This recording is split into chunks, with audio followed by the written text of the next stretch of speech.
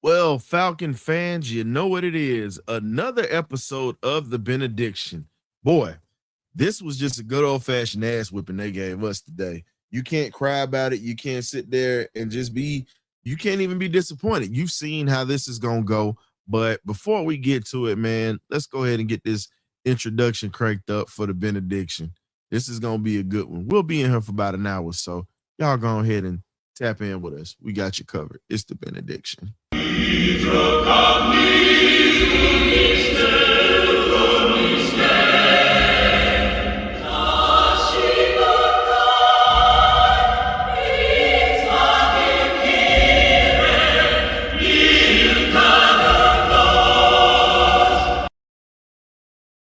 What's going on, y'all? You know how bad this was today.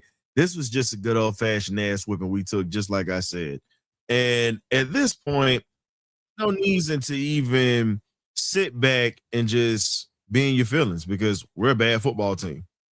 Been saying this for the longest. I think it's an issue. And at this point, all you can say is thank you to the University of Georgia for representing the state right, because damn it, the Falcons definitely ain't doing it. So this right here was just one of these days, boy. Whew. Look, I love all my buddies and everybody, you know what I'm saying, that I used to serve with, I used to be around.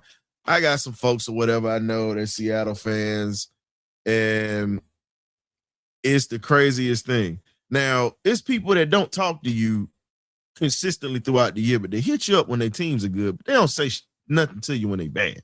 But I understand. It's the excitement and everything else that's going on. But you got to give Seattle their credit. They came into Atlanta, and they're one of these teams that is really, how can I put it? Seattle's a good team. They beat us, and they opened it up with special teams, the thing that's killed us all year. All year. And at this point, where do Falcon fans go? Where do Falcon fans go? And not just the Falcon fans. How in the hell does Arthur Blank handle this? Because at this point, Raheem need to go. Everybody keeps saying that he's not going to be gone. All I'm saying is this. At this point, no, we can't kill that because your offensive line got whipped up front by a guy by one of the guys that we were supposed to draft. So I'm not even going to say that because Kirk had a horrible game today. I'm not shaking that at all. But again, as I said before, I'm going to call a spade a spade. Michael Penix Jr. ain't no better. Penix has only got 3 wins in his career, and he's played multiple games. So if we're going to do that, let's not do that. Because if you come in here with facts, please. Now, getting back to what we were saying, this has been one of these games to where it was just bad. The defense quit. Defense just quit today, period. They gave us a chance to win this game. The defense quit on the offense. Special teams literally killed us. As I said earlier this week, losing, how can I put it? You not getting rid of this special teams coach is a damn problem. It is a problem at this point, period.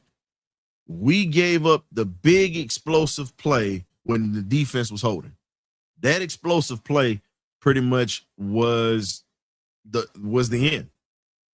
Kyle Pitts had a couple of plays today that was decent, but it's just been bad. Well, here's the thing. The fact of the matter is you actually have a quarterback that has lost more games than he has won, which is fact. You can check the record. Now, when you look at what was brought into Atlanta at this point, I'm not going to sit there and say Kirk is the best thing smoking, but damn it, he gave us a better chance to get in. Our O-line let him down. I've been saying that all season. And with this whole thing, boom, what's good, man? What's going on with you, Ryan, man? How you feeling, bro? I'm fine. It's a lot of people in here, and we got folks in here that want to sit back and say that, okay, you can kill that narrative about Kirk, but here's my thing. What have I said all year? I love how people try to pinpoint me, and I have no problem with saying it. What did I say the problem was since training camp? Man, hey, bad. Well, I'm talking about in terms of O-line protection. What I've been saying. O-line protection, man, that's been the problem. Hey, And here's the issue. Even when you have a veteran quarterback in the back or whatnot at this point, whether it's Kirk, whether it's Brady or anybody, who's going to throw the ball when they only got 1.5 seconds to get it away? Yeah. Yeah. And the thing is, and it's like, I'm just looking in the chats, and I know, man, first of all, I know you love all your fans and stuff like that, man. We love look, I can disagree with folks that come in here. I don't have a problem with disagreeing with folks. I love everybody that come up in here. I don't mind debating, but I'm never going to disrespect you as a person. So don't take that I'm coming back and forth at you as a disrespect as a person. That's never going to be that. Oh, yeah. But I'm not going to sit here and agree with you just because you in here watching the show. Yeah. I hope you don't think that's going to happen. Yeah. And man, and I'm just going to come in and say this, like I came in right after you got started. Man, what we got to realize as Falcon fans, we just got a bad team right now, right? I mean, we understand we are. I mean, hey, right now, they may beat the Saints in the last week of the season. I don't think they I don't even know if they're going to do that. They might not do that either, but that's the only game I can win it, right? I don't think they beat Tampa next week. Arizona, of course, Arizona to me is a better version of the Jets, right? If you want to offensively, right? I don't think they win that game. I think Kyler Murray come here, revive, right? Of course, Matthew Stafford and the Rams. So the fact of the matter is, Falcon fans, if y'all still upset about this, listen, I'm still going to be a diehard fan. Ryan, you still going to be a diehard fan. Right now, we can say the word shit, right? Well, you just did. We're not supposed to. But, my bad. But you know what? That'll be one that go to the... They're in a bottle of damn stock right now. That's who they are, man. So they quit on them. They literally, I said, and I'm going to tell you the honest to God truth. After that Jets game, and I saw the body language of them boys leaving the stadium. I saw them walking off the field. I said, they done quit. I see this now. They checked out because that was a game they needed to have. Yeah. And I'm going to say this, too. I'm going to go back even farther than that, and I'm going to be realistic with you. I think these guys might have checked out after that game against Indy overseas. I'm going to be honest with you. Just looking at, we can look at this entire season of what we thought it was going to be, because let's be honest, we all thought that they were going to be better this year, right? I didn't expect them to win 11, 12 games. I did give them 10 because I came on your show before the season and my prediction was 10-7, right? Yep. But the fact of the matter is, right, this is where they are. Right. And if you look at the last few seasons, and it's kind of becoming repetitive, right? Well, they'll lose the opener, win the next game, lose the third game, go on a 2-game winning streak, and then boom, here come that 4-game losing streak. Boom, here come that 5-game losing streak. Last year they were 6-3, but that's neither here nor there. The fact of the matter is, man, hey, special team heal. I mean, man, you've been talking about this for the last 10 weeks. Special teams have been killing us, and that was the momentum in the game. That was the turning point, the shifting point. And this dumb, I ain't gonna say his name, stood over there looking stupid on the sidelines doing special teams. So special teams is 30% of the reason we lose on the whole season, right? So, yeah. Hey, KW, you got to turn your radio down before we unmute the mic or whatnot, because we got you in here. We got a little feedback. Okay. But with the way that this game was, outside of it being a snooze fest today, because it really was a boring game. Yeah. Outside of it being a boring game today, these boys quit. You saw that. These boys quit today. And at this point, you're not going to have a lot of these guys that's coming up on contract. 9 times out of 10, a lot of them are going to walk. They're going to walk, man. They're going to go somewhere where they can compete at this point. And a lot of fans don't want to hear this, but guess what? It's a lot of guys that's getting ready to slide. Yeah. A lot of guys about to slide just because of what's going on. And if Arthur Blank does not make a coaching change or make any changes to this team, which everybody's saying is not going to happen, guess what's going to happen? All these players that talked about coming here and wanting to be here and guys that are here, if they don't have a contract locking them in, they hitting the door. And I'm going to pick off what you just said. I'm going to let K-Dub go. And because here's what's happening. When you look at the Chicago Bears, I'm going to just use the Bears for an example. We know over the last 2 decades, the Bears have had a limited amount of winning seasons, right? I mean, that's going all the way back to when they played the Colts in the Super Bowl, when our boy Devin Hester returned the open kick for a touchdown, right? Look at the Chicago Bears. Look at the production that they're gaining.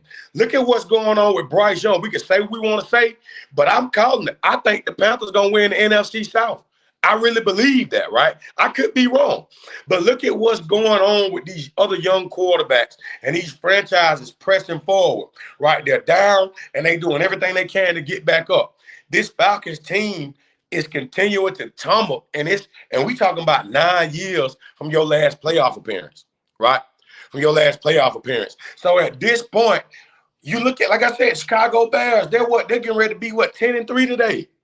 10-3. If they win against Green Bay, probably gonna beat Green Bay today, right? They had a chance to, and here's the sad part: they had a chance to get Ben Johnson here. They talked to him, but they decided to go with the wrong coach. Yeah, and I hate to say it. Hell, Brand, I wouldn't even disrespect the Browns like that. The Browns got more respectability than we do right now. Definitely. I can't, no, hell no. I ain't calling them the Cleveland Browns. No. Got more respectability than we do at this point. K-Dub, what you got, man? I would say we better. We just like the Tennessee Titans. Can y'all hear me? Perfect. Go ahead, K-Dub. No, I'm just saying, yeah, man, y'all hit the spot on. I'm just getting in and getting back into the car, but it was a snooze fest, man. I mean, this is the earliest I ever left from a game, and I'm trying. I don't think I ever left this early.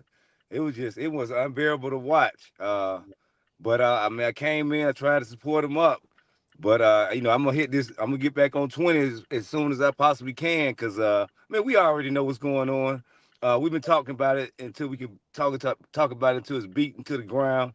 They need to make swift changes.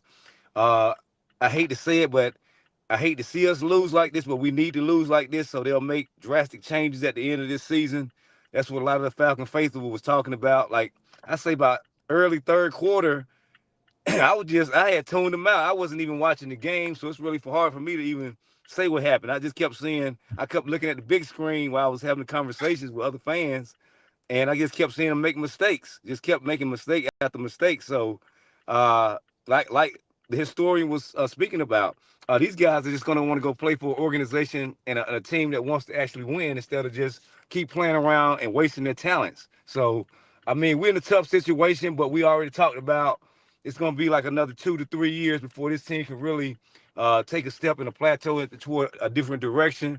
We'll see how that goes. We need to go get better coaching and a better depth also. So we got a lot of things we got to go get, but thank God that the dogs got me on a high right now, so I ain't letting the Falcons get me down. You ain't lying, boy. Look, the only people that's suffering right now is Alabama fans that are Falcon fans right now. Them the ones that's suffering. Yeah. Look, I was talking to a couple of Alabama Falcon fans. I just started turning to the show at third quarter. I'm talking to everybody because everybody down. I'm trying to, they asking me what's going on, what's going on with the Falcons. I just went into host mode or something. I didn't even worry about the game. Everybody trying to figure out what we're gonna do next year and all that. So here's the funny part. At this point, it's a couple of options that you can go after. Everybody say who you gonna replace Raheem with. I keep saying Brian Flores is there. He can relate to these dudes, and y'all better understand. Brian Flores is one of those coaches that's gonna get in your face, and he new school but got old school tendencies. He was groomed, but again, as I said before, if you want to stick with the smiling clown or whatnot, go for it. Go for it. Get that guy out of here. If he can't see that he has a problem, it's a major problem. Now, here's the one thing I got to talk about. Somebody on this panel right now said they weren't gonna watch any more games this season. I know your ass watched the Falcons today. I know. You tuned in. Look, you tuned in to the damn store. I guarantee you was looking at that box score, wasn't you? You talking me? You the only one on here that said you wasn't watching it. Nah, I didn't. I'm at work. I'm at orientation. I knew they was gonna get blowed out. God answered my prayers every time. Was done on earth is done in heaven. It's already done. Yeah. I ain't even had to watch it down there. I told. I said it's gonna be 30. It's gonna be It might put 40 on us, but I said it's gonna put 30 on us. That's how I know this team is inconsistent. It's the time to clean house, man. Clean house the whole coaching style. Get somebody with some structure. But I get crucified every time I say Rich McKay and Raheem. Radio Raheem is the main problem. I get crucified on these other platforms. I don't know what I'm talking about. So, what other platforms do you get crucified on? No, I was talking about no, you good. I was talking about with Winston. Winston keeps saying Raheem gonna stay, but I keep saying if this dude don't win us 4 games, he's not going to have no job next season. What Winston is saying is this. I know what he's saying. They're not going to fire him. They're going to give him 3 years like they did everybody else. That's what Winston is saying. He's not saying he don't want him fired. He's saying that they're not going to sit there and cut the umbilical cord from this dude after just 2 years. They're going to give him 3 like they did Arthur Smith and everybody else that came. Blank gives people 2 to 3 years. But every other organization, they've only given guys sometimes 1 or 2 years and got rid of them. Think about it. Patriots did not waste time to get rid of Jail. The freaking Raiders fired Antonio Pierce after 1 year. So again, this is what we mean when we say you have organizations that are struggling to figure things out, and then you got championship organizations that are on droughts, but they understand to get rid of something when they need to. That's something that we haven't figured out here. And I agree with you though, but only thing I'm saying is, man, we got to clean house as coaching staff, bro. Until we get some structure and some coaches not playing around, we don't care about what talent you is. You got to prove it on the field. Let the pass do the talking. But like I said, moving forward, it might Tomlin be an option. If Pittsburgh, y'all love to get rid of Mike Tomlin, we'd love to have him here. I'm just saying. Pittsburgh is not getting rid of him. They've already said they're not going to get rid of him. Oh yeah, I know, but I'm saying Pittsburgh, they always crying. They're not grateful. But here's the thing: you're talking about an organization that was crappy for a long time, but then they became a powerhouse organization. They don't fire coaches. They don't. Think about this. They've had 3 coaches since 1969. 3 coaches since 1969. Chuck Noll, the coach, Bill Cowher, and now you got Tomlin. They don't fire nobody down there. They let them dudes figure it out. That Pittsburgh system has been successful. Think about it. Even though it's been a while since they've been to a championship, they haven't had a losing season ever under Mike Tomlin. That's something that Chuck Noll can't say. Chuck, God rest his soul, he had losing seasons when he was building it. Bill Cowher had some losing seasons. Mike Tomlin's never had a losing season. You got to understand, when you are a title town type of championship team, you got 6 championships in that organization. 6. I mean, proof is in the pudding, and they've won with every coach that they've had since 1969. Division titles, NFL championships, put guys in the Hall of Fame. Again, big difference. That's why I say with this Falcons organization, it's always going to be what it is. But I'm still going to be right here cheering for these stinking filthy pigeons. Yeah, I call them pigeons because they damn sure ain't playing like no Falcons right now. And if you ever know anything about the animal kingdom, the Falcon is one of the greatest hunters in the wild. And they actually put them above lions. Go look that up. Falcons are predators. We're not predators right now. We are pigeons right now. Yeah. Period. I hate to say it like that, but we are pigeons right now. Yeah, we are hard garbage. Matter of fact, boo boo. I can break down why they put the Falcon ahead of the line too. I can break it down. I was surprised about 65-70% fans in there. I thought it was gonna be dead in there when I got there. That's what I said at the beginning of the game, man. It sounded like it was a lot of Falcon fans. I was very surprised these people still showing up like this. I mean, I showed up. But how long did they stay? Because it's one thing to show up, but how long did they stay? I'm gonna say they started leaving when I left about midway through the 3rd. Yeah. We didn't even make the 4th quarter. We didn't even make it to the 4th. And I saw people walking out. As soon as it became 23-6, I saw people walking out there. And before everybody sit back and say it's the curse of that old lady in the church, hell no, because the Bulldogs broke a curse last night in that building. The curse was that Georgia teams don't win in that stadium. Guess what? Bulldogs broke a curse. I don't want to hear it. They broke the stranglehold. And they put belt to ass. Exactly. And so I don't want to hear anything about that old lady in the church myth. The Falcons are just bad. Stop using that as an excuse. It's funny, but now it's to the point to just say, look, we just a bad damn organization. Yeah. Period. That's all I'm saying. So at this point, all you doing is stinking.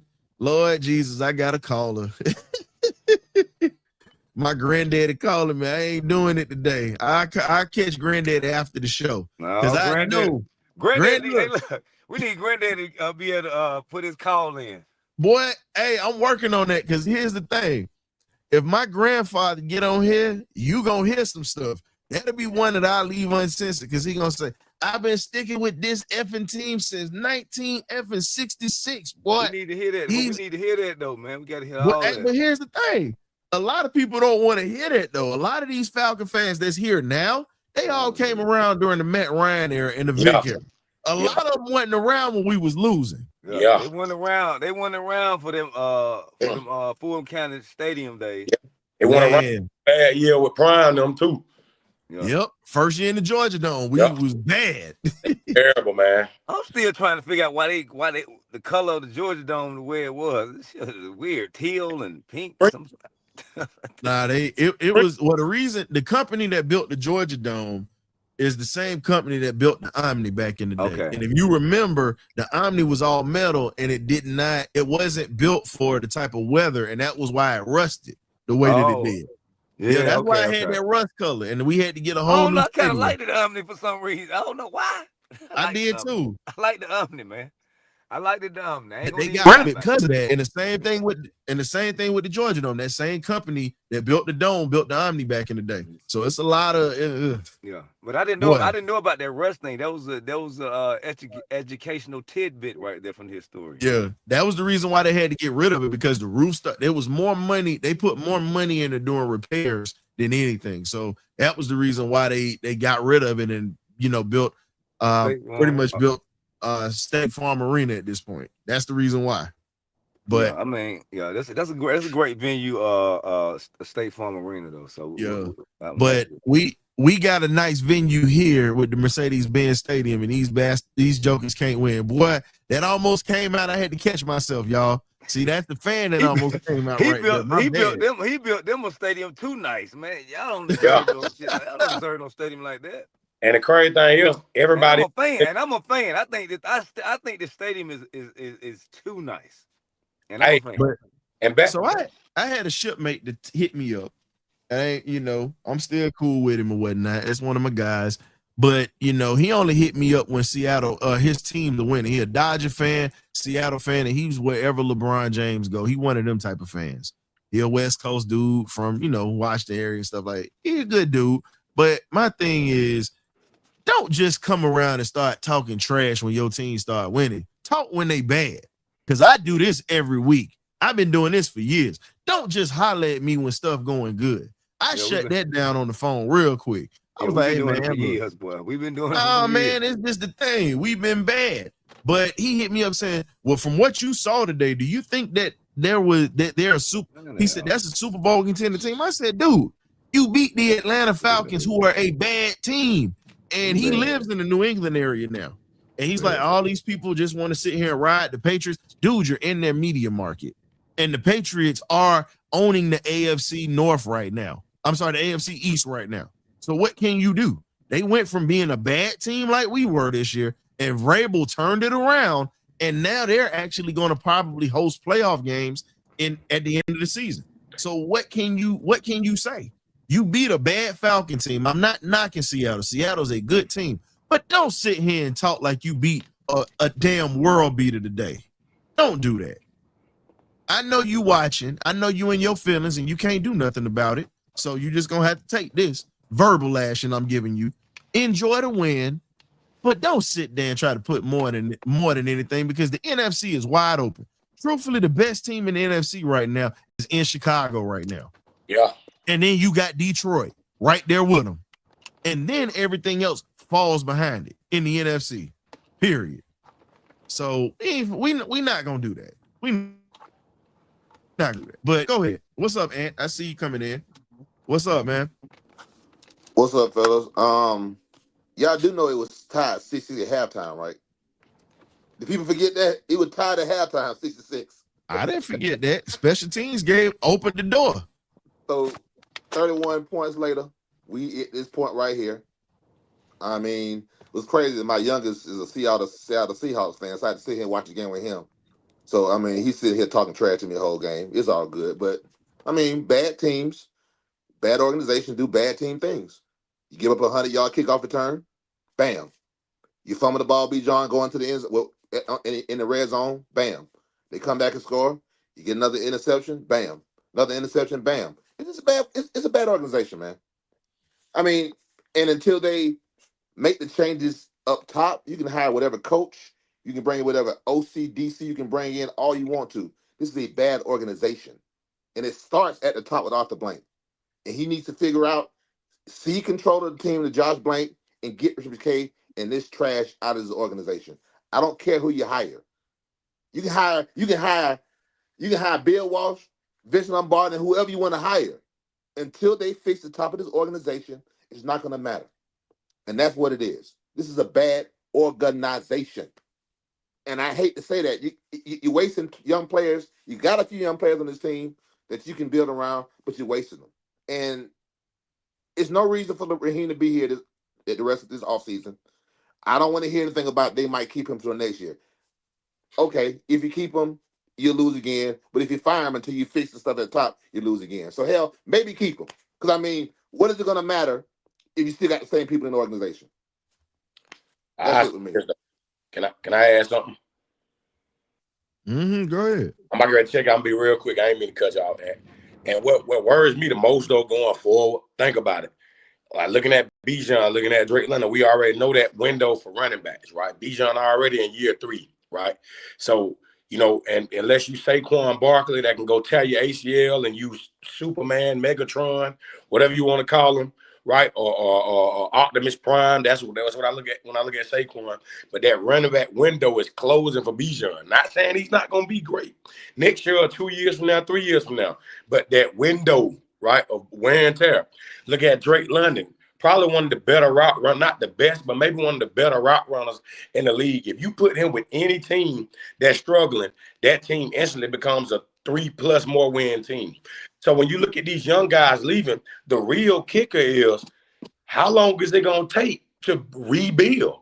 So we potentially looking at losing players, right? And if you ask me, I think if the 49ers don't maybe win a championship, or, you know, they may decide to part ways with your boy, I think you bring them back to Atlanta, because I think for Arthur Blank right now, it's about getting the right coach right here that can sell themselves to these players, right, that can save what we have right now. If you give a Kyle Shanahan this many weapons on offense, or even if you give a Panther team who has weapons all of what we have right now, right, if you give this team to anybody else, with a Drake London, with a Kyle Pitts, with Bijan, with Algier, with Mooney, with whoever, right? It's amazing to me that you have so many weapons. You're missing one piece, but you can't even win with the piece that you do have. And that's the offense collectively, everything they have, right? And like I said this going forward. We didn't think the offensive line was going to be this bad at this point in the season, but we already knew what was going on with them. The offensive line is terrible. We thought they were going to be better. We thought they were going to be better in pass pro. No, they have gotten worse.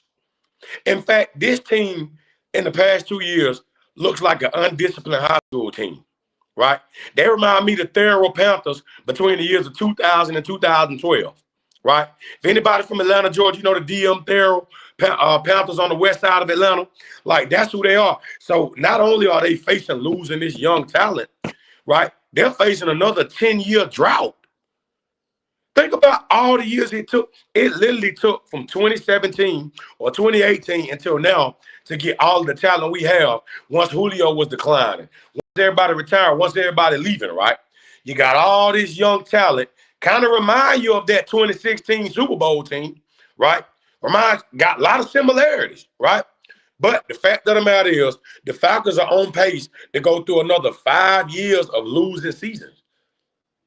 And then they still ain't got no money, right? Straight like that.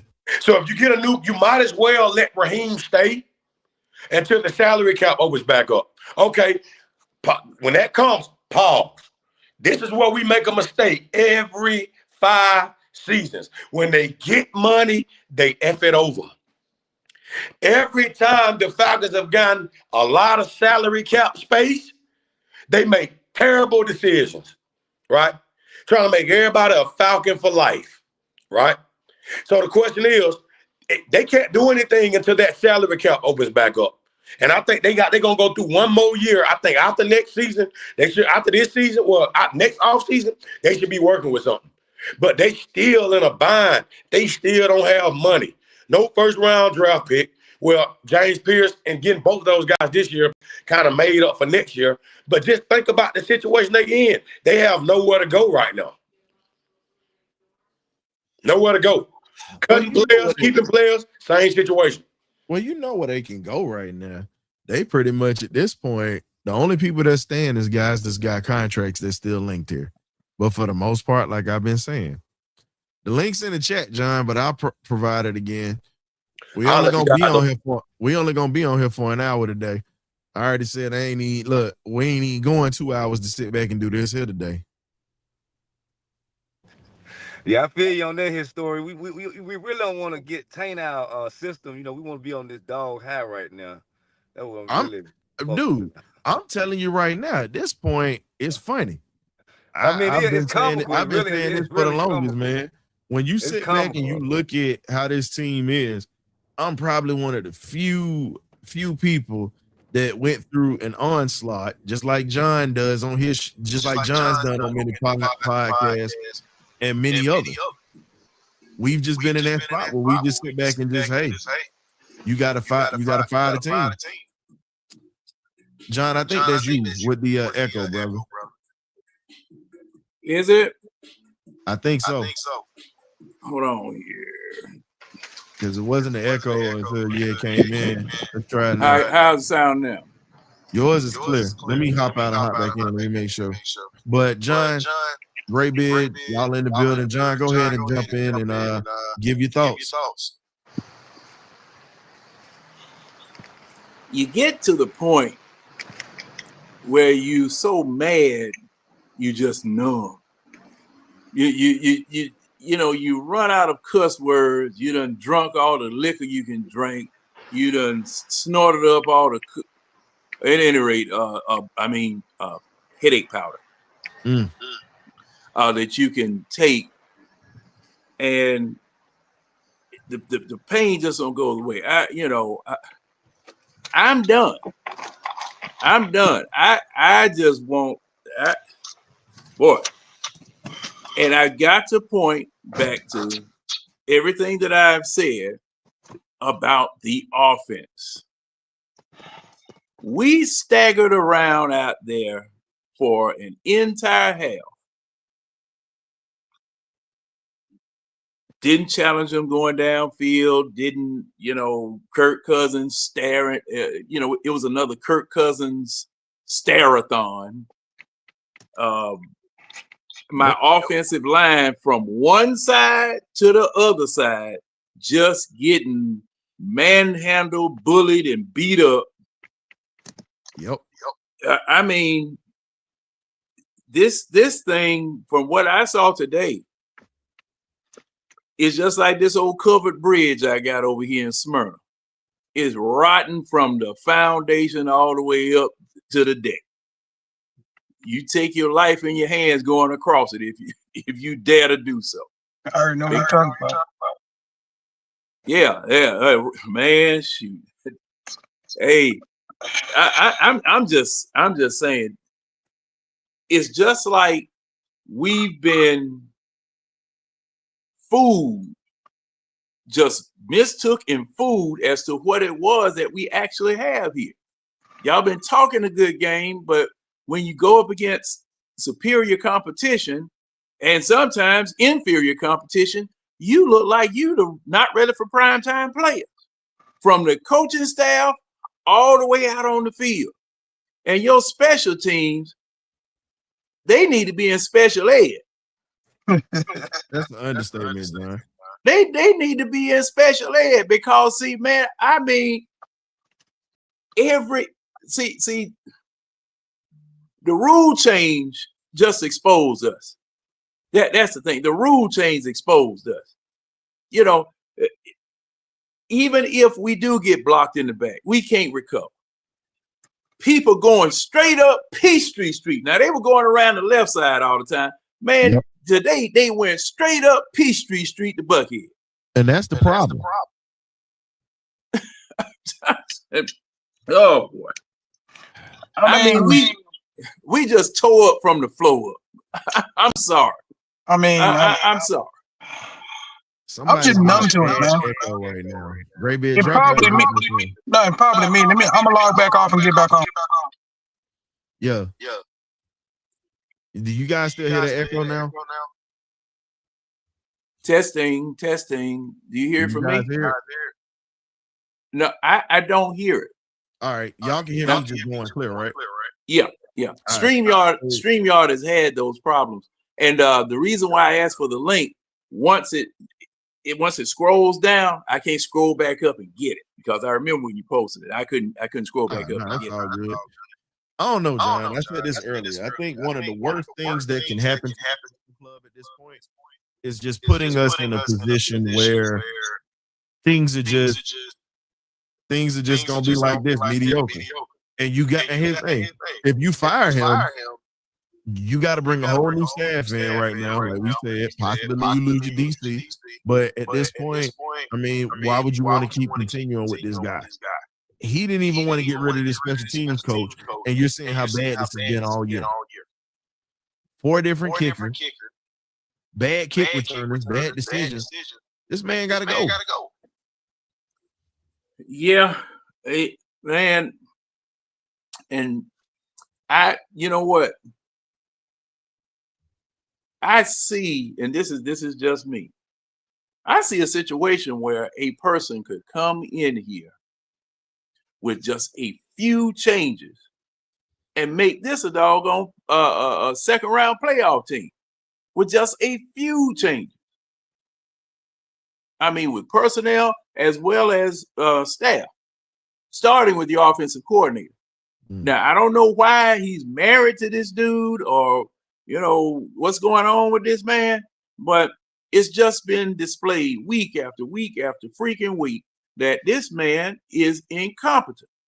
And he's going to have on his resume, the same way that Charles London did on his, that he was the offensive coordinator or / quarterback coach of an NFL team, and going to parlay that into something else. When he ruined this team, his first stop on his way to something else. Agreed. I mean, and that's the crime of the century. In my opinion, that's the crime of the century. I mean, I don't blame you guys or blame anybody for not having anything to say, because at this particular time, with what you're trying to do, you have a bigger picture in front of you. But this is one of those days where if you parked in the blue lot, you don't want nobody to say nothing to you walking from the stadium to your car. You don't want nobody in the house saying anything to you. You really don't want to tune into the radio and hear us talk, because we mad. We pissed. Big, and there's nothing we can do about it. It's this feeling of helplessness, because we've suggested everything that you need to do.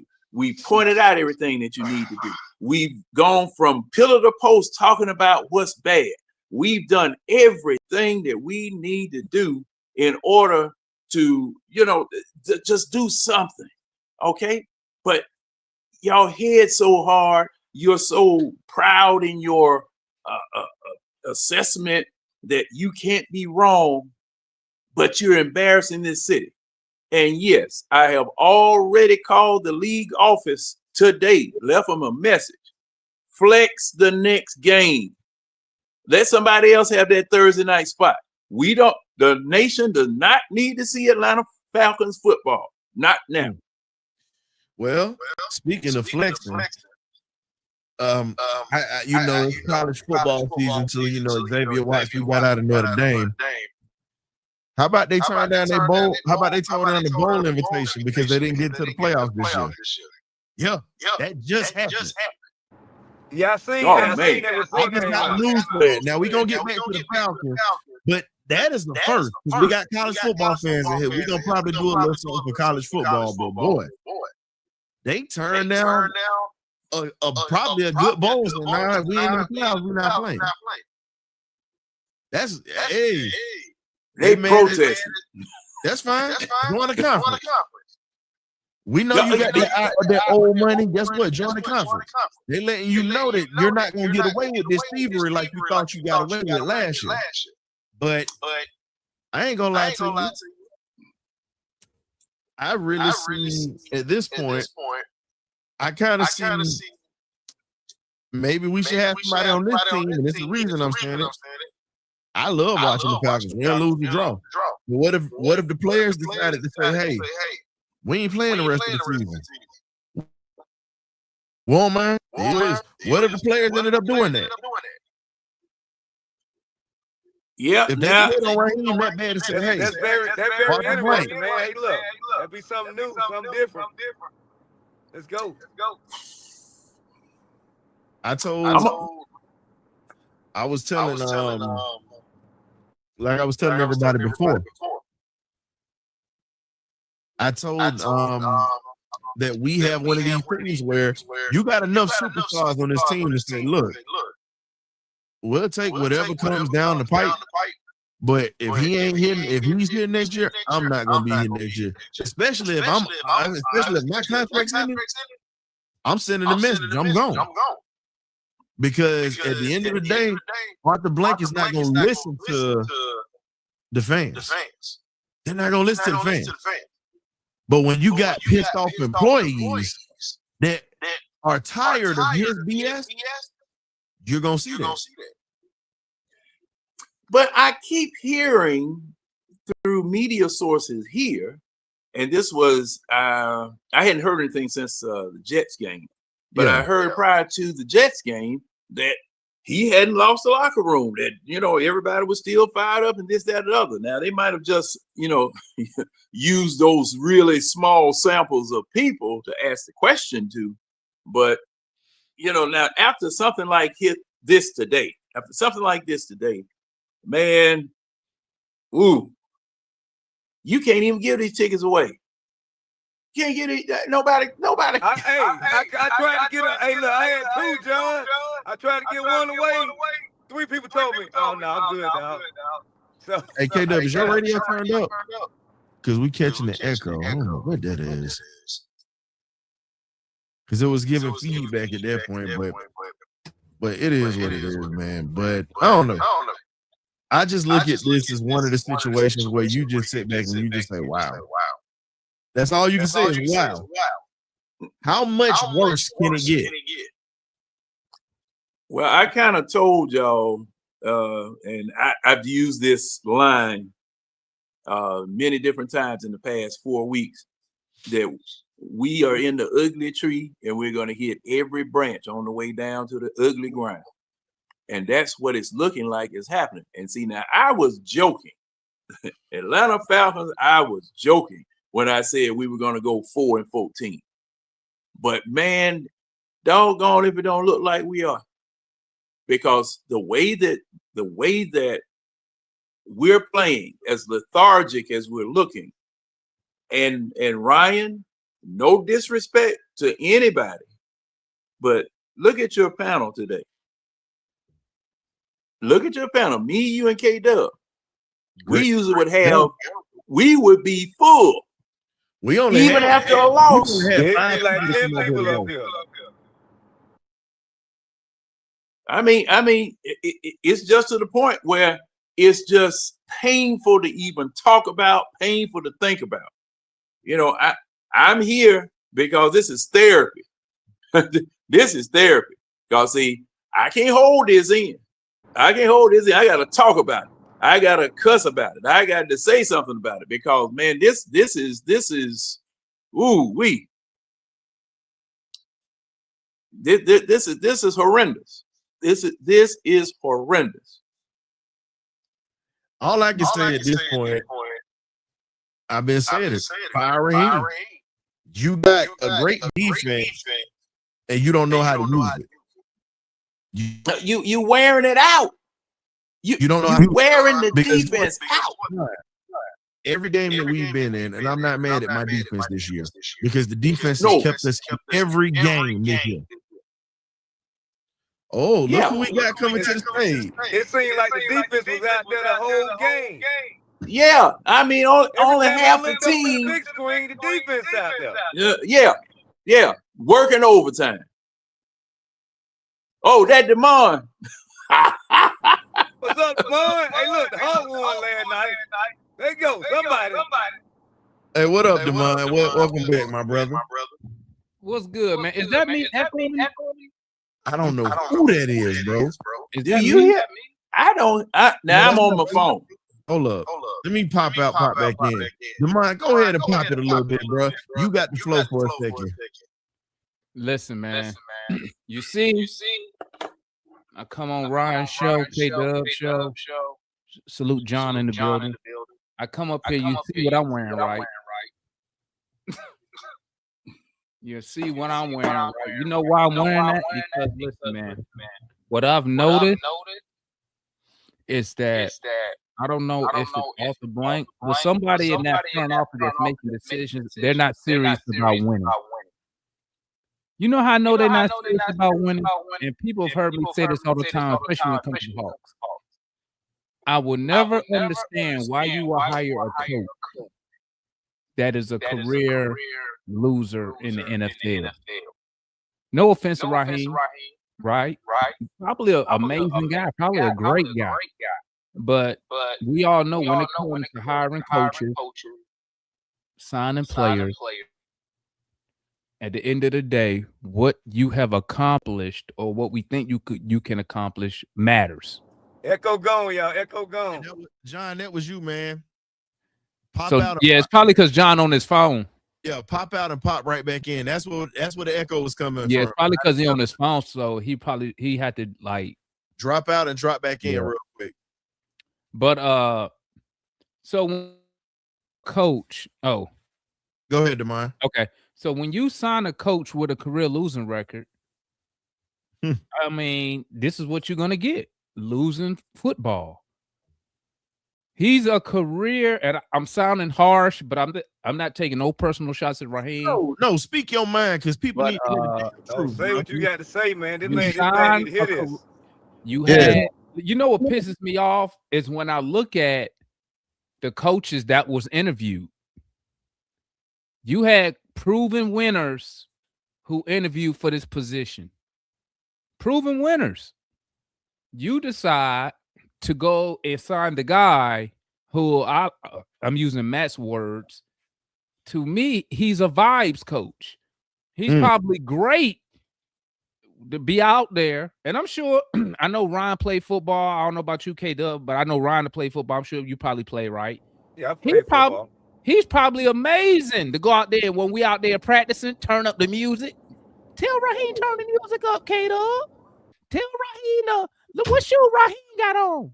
But when it comes to X's and O's and actually performing and winning, he's not there, Ryan. And the key thing that really made me turn to Raheem Morris is this. I'm going to tell you right now.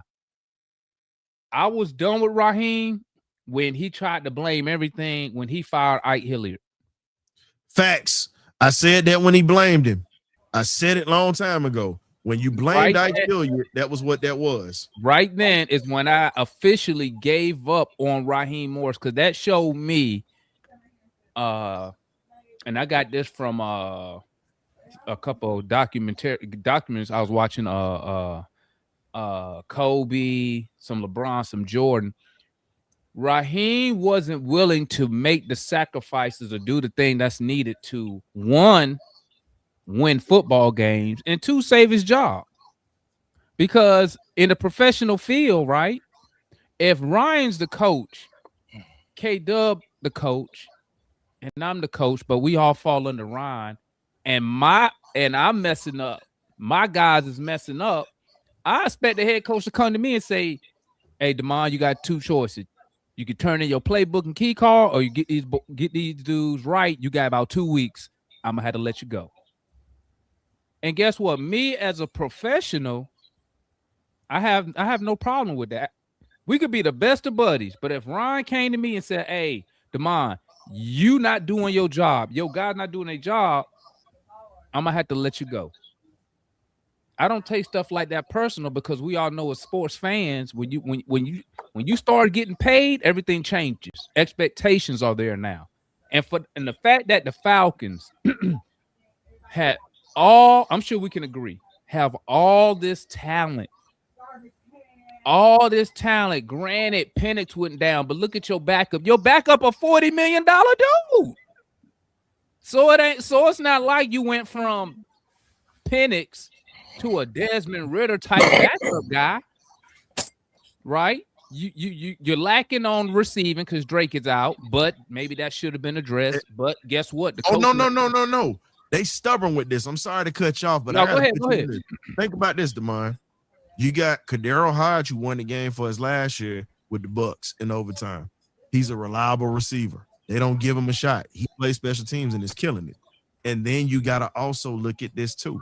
They got Chris Blair, who outperformed these receivers you saw on the field during the preseason, and they still don't want to give him a shot. And he's a special teams guy. And it's sad that they're not giving these dudes opportunities.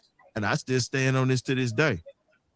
They don't give those guys opportunities because they came from HBCUs, but they think everything else coming out of these big schools is better.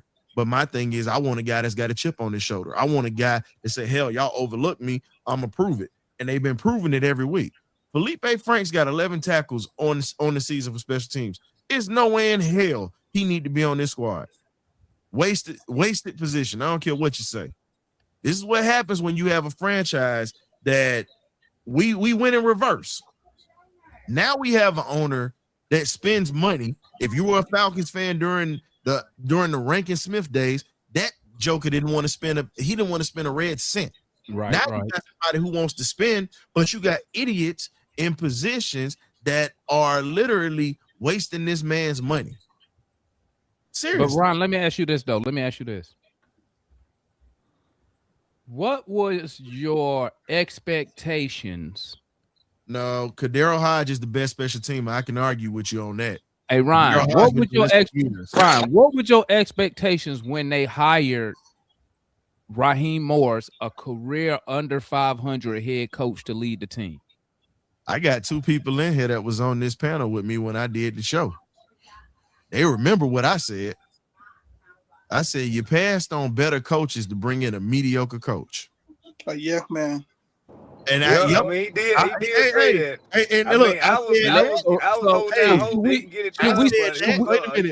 Should we be surprised from the results we get? Demond, and here's the thing that pissed a lot of people off. I called him a yes man before he even coached one game in Atlanta. I said that when they hired him. Because Graybeard was one of the ones who jumped on me, talking about, you going to give a man a chance? I said, dude, this man is below 500 even in his record. I said, I don't trust nothing that this dude is doing. And at the same time, I said, there are some coaches that are great coordinators, but suck at being a head coach. He's one of them. He did. And I said, and this was the other thing I said, Demond. He got lucky because Wade Phillips ended up leaving the Rams at that point. And that was Wade Phillips' defense he won a Super Bowl with. And that's why, Ron, I tell people, when you hire a coach, I'm just going to say it. It's just like you dating a woman. Her past matters. Facts. If you a losing head coach, what make you think you finna come to my franchise and you finna turn it to some type of winner. Not the franchise was losers, but the actual coach that you're hiring has never. He doesn't win at the level you want your franchise to win at. So why would we as fans expect? Well, actually, Ryan, this should be playing this right up your alley. He giving you we are getting the results that his record told you was gonna get. Hot L. I told folks this. I said the guys that we passed on, Vrabel was one we passed on that Coach Brandt brought up. I said we passed on Steve Wilkes, and we also passed on Lovie Smith, who had just got fired. And Lovie put that team in Houston in position to be good. DeMeco Ryans is benefiting off of another coach. Period. You know I've been Ryan? saying that. I'm gonna say this last thing, and I'm gonna be quiet, man. I'll drop off. But here's my last point: the Falcons' biggest mistake, this organization's biggest mistake within the last decade, is front office not being able to recognize coaching talent. I get so frustrated when I look at that Super Bowl coaching staff, and we didn't keep now one to kind of like bring up or groom to take over the franchise. And now those dudes have went other places and had success. And you probably heard me say this on my show when it comes to the Hawks. Yep. For some reason, people leave Atlanta sports teams and become winners. I don't know what it is, but they leave here, go somewhere else, and they're successful. And like I said, I think that's one of the worst mistakes, that we didn't keep one of those young coaches to bring up, develop, and take over this franchise instead of grabbing random Arthur Smith. You just grabbing guy Raheem Moore. I'm gonna keep it a buck, and I'm gonna shut up for real. I didn't believe Raheem Moore had a snowball chance in hell to get this job. When I seen the coaches he was going up against, I was like, there's no way you will hire this guy over the dudes you have on the list. And then you looking at New England, looking at what Grable doing up there. Belichick, maybe he struggled a little bit at Carolina, but I'm sure we all can agree he's a better head coach. His track record says he's a better NFL coach than Raheem Morris. And we said this, LaFleur was in the building. LaFleur was your quarterback coach. LaFleur was your offensive assistant. That man should have been next in line. I said that. You don't let him walk, because if you have him as your OC at that point, after Shanahan leaves, guess what? You're going to promote him if Dan Quinn gets fired. And you're seeing what he's doing in Green Bay right now. And it now, there are articles down here saying that Matt Ryan did not want LaFleur to be here. Yeah, I heard that. I seen that, John. But you know what? Now, see, and I understand what you guys are saying. But at that time, Matt Ryan had some juice, if you want to call it that, to be able to say this, that, or the other. Now, you as an ownership group, just like I say about the Hawks, we don't need no. You do not listen to players. You don't listen to players. But that just show you got weak leadership in the front office. Yeah, I mean, we don't need an ownership group. Been saying this for the longest, and that's been with the Hawks and with the Falcons. Say that with the damn Braves, because we seeing that right now. Again, give me an owner like a Ted Turner that just pretty much had his people in line and did what he needed to do. We don't need corporate owners. Thank you. But you know what, Ron? We don't need corporate owners. When you look at this team on paper, bro, like me personally, I can only speak for myself. I have no issue with Arthur Smith. I mean, with Arthur Blank. I don't got none. We got players. We got players. Why they not performing is the problem. Agreed. That's what I believe. I believe the coach is the problem. Well, the only thing about it is we have been sold a bill of goods about what it is that we actually have. Looking at this offensive line today, John, that's what I'm about. They sold a ticket. And the reason why I'm saying this, and you could have jumped in. No, I mean, Yeah, Ron dropped off. No, Ron just jumped off. Like, Ron, all you had to do is just chime in, man. Yeah. Like, it's just regular conversation. I'm about to jump off. Hey, thanks for having me on, Ryan, KB, Graybeard, John. Salute to y'all, man. All right. All right. Shout out to the Hawks, man. Shout out to the Hawks, baby. Yeah, man. Hey, we got that number 3 spot in the playoffs, baby. Dog's gonna do it. Yeah, man. I mean, I'm not gonna be up. Is it number 3 or number 2? I thought we were right behind. No. Number 3, John. We didn't move. We didn't move. They just flipped Indiana and Ohio State. Yeah, that's it. all they did. You know, I kind of figured that's what we're going. Boy. Yeah. No, but here's the thing: if Indiana loses, then we'd have moved up to 2. That was what happened. It's okay. Look, I'm fine with the 3rd slot, John. If you look at the bracket and see what we got, that's gonna be coming down that pipe. We'll be all right. Yeah, okay. All right. I ain't gonna be on too long because I'm hungry and I'm about to eat. And I ain't gonna let these. Man, don't starve yourself because of these. Boom. Hey, go ahead and eat. I'm not gonna let human trash can ruin my Sunday. But we got outscored in the second half, almost over 30-3. We only scored field goal for 3 quarters. 3 turnovers on our end. 8 penalties for 72 yards. And I just think this team has just mentally and physically just done checked out. I mean, you can tell by the body language after Njigba got that last touchdown, man. You can just be like, hey man, Cancun on 3. 1, 2, 3, Cancun. And pretty much everybody mantra right now in that locker room. So me, I'm not gonna be emotionally invested in the team for the rest of the season. Will I still watch it? Will I still watch the Falcons? Yeah. It'll be on mute though. Cause I just can't do it no more, man. I'm just gonna let's see what draft pick the Rams gonna do. Yeah, once we get to the draft, I get more emotionally invested. But I mean, I still watch him. But even with the draft, I'm numb to it right at this moment. Yeah, think about it, fellas. Even with the draft at this point, I'm gonna say this: we had a good draft last year, but right now, I'm sitting back like, okay, what young players you gonna bring in here and ruin their careers when you bring them here? Exactly. That's the question, because you don't have good leadership. So if you get a kid that's coming from a winning program, you can sour them as a up and coming NFL star. Let's be real on that. It's been guys they watching now. They watching now. They looking. I think. Damn, I hope the Falcons don't draft me. Whether you know it or not, I'm not gonna name the players, but they were on their Instagram playing video games or whatnot, and they're debating on whether they're gonna go out into the draft or not. The first thing he said was, one team I'll never go to. He said, hell, I'll go to Canada before I go there. He said, I will never play for the Atlanta Falcons. Dude said it. I was like, ooh.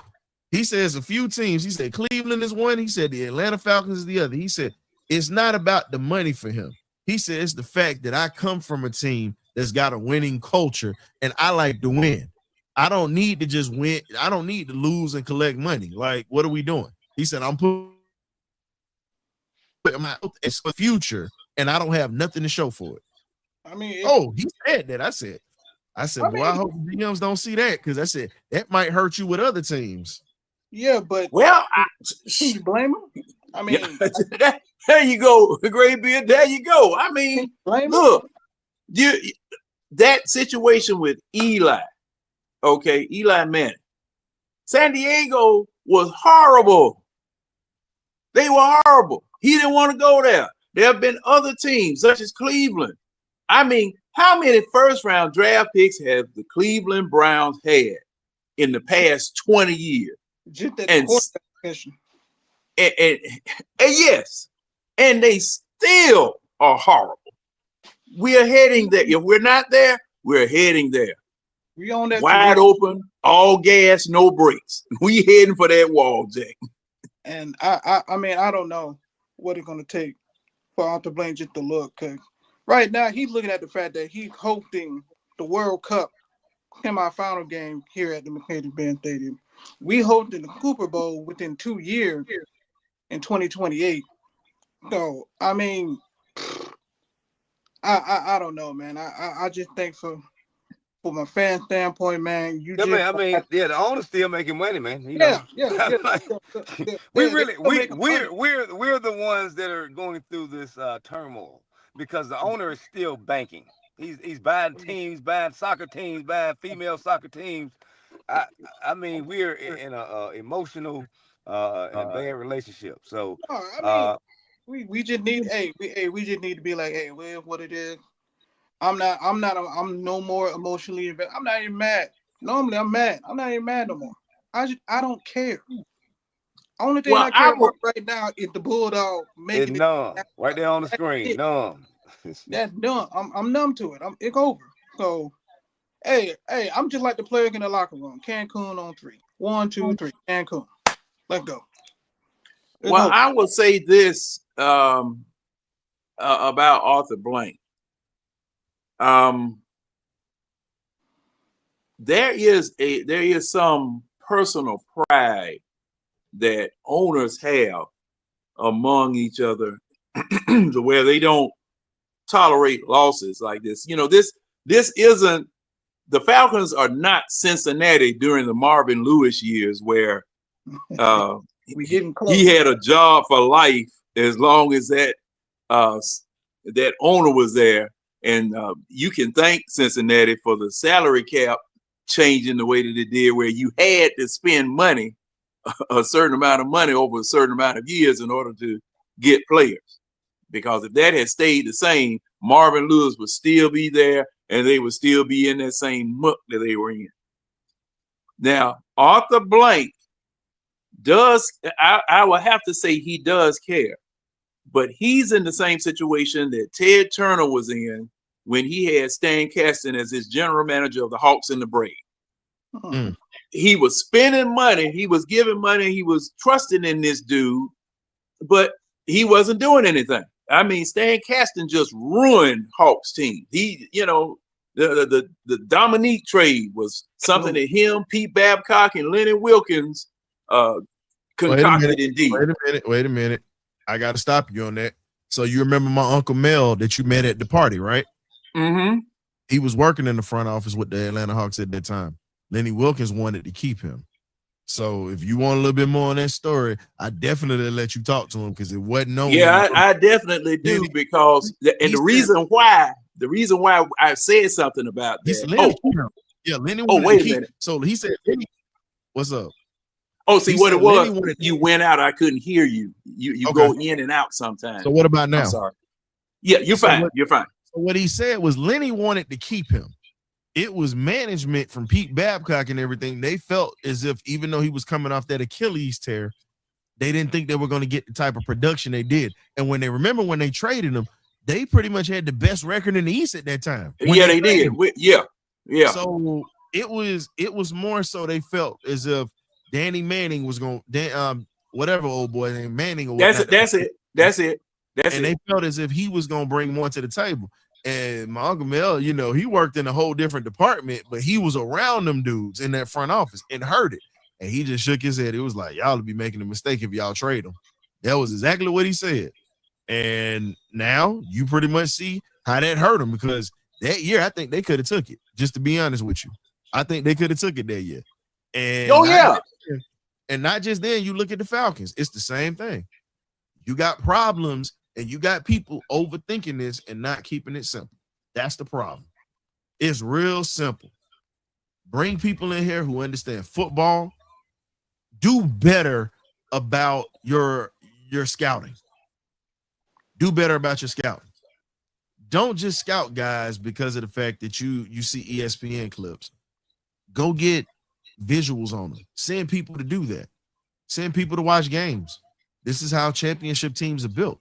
There's still some teams who still have people with boots on the ground, and you don't hear about it. Start doing that again. You want these interns that want to become involved in this league? Guess what? Start doing them like that with the Falcons at this point. But fellas, as I said before, we were only going to be on for an hour because I'm not letting them mess up my Sunday. Hell no. At all. John, I got dinner to eat. I got family that drove up in town. John, let the folks know where they got you, where they can find you at, my brother. We will be on the eye test this Wednesday at 10 o'clock.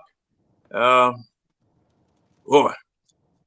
we know what we got to talk about, but it's going to be a very, very painful and horrible discussion. Oh, it ain't painful no more, man. It Get that never Novocaine. No. John is saying it's going to be painful for those who couldn't accept the truth. Yeah. That's why he said that. Yeah, I mean, because some people just they don't have the dogs. They really only root for the Falcons. They don't have nothing else to put their interest into, and they don't know what to do right now. So it's good to have multiple teams. The Hawks won last night. Dogs won. That's what I'm putting my interest into. And Falcons, we'll see next year. I don't know. I ain't gonna say better luck, but we'll see next year. We'll see. Yeah. And that's what it is at this point. Pretty much. Thank you, Big John, for coming through. It was John, the Cricket Deacon, that came through. Man, Ron, you could have said something, dog. You know we had this thing open. I don't know why you sat there. You waited and you didn't say nothing, man. Ron don't know what to say, man. Everybody out of it today, man. I'm just like, man, you could have jumped in because we know you was gonna say fire Raheem. We know those was gonna be the words that came out. That's a Ron staple right there. Fire Raheem.